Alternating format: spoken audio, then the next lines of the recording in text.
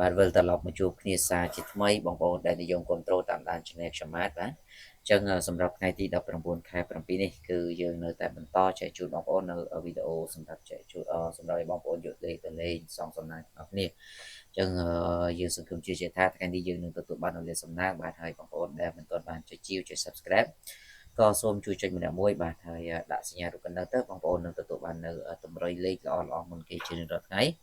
បានតែជាតម្រុយប្រចាំថ្ងៃរបស់ឆ្នោតយួនចាស់និងឆ្នោតយួនថ្មីបាទ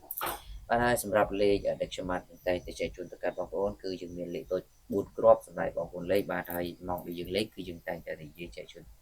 ជំរាបជូនទៅបងប្អូនទាំងអស់គ្នាជារៀងរាល់ថ្ងៃគឺយើងលេងម៉ោង10កន្លះម៉ោង1កន្លះម៉ោង4កន្លះនិងម៉ោង6កន្លះចឹងបងប្អូនអាចលេខបានសម្រាប់4ម៉ោងនេះដែលលេខខ្ញុំបាទចែកជូននឹងគឺយើងមានលេខតូច2លេខតូច4គ្រាប់និងលេខធំ1គ្រាប់បាទចឹងបងប្អូនកុំឲ្យទន្ទឹងរង់ចាំយូរសូមបងប្អូនត្រៀមប្រដាទៅបាទយើងនឹងធ្វើការបាត់ចំណាំទាំងអស់គ្នាយើងចូលទៅកាន់តម្រុយសម្រាប់លេខថ្ងៃទី19ខែ 7 នេះតែម្ដងសម្រាប់គ្រាប់ទី1ដែលបងប្អូនអាចយកទៅលេខបានបងប្អូនបាទយើងធ្វើការ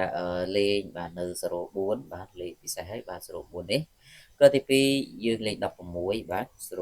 16គ្រាប់ទី3យើងលេង9គាត់ហើយនឹងគ្រាប់ទី4គឺយើងយក45បាទ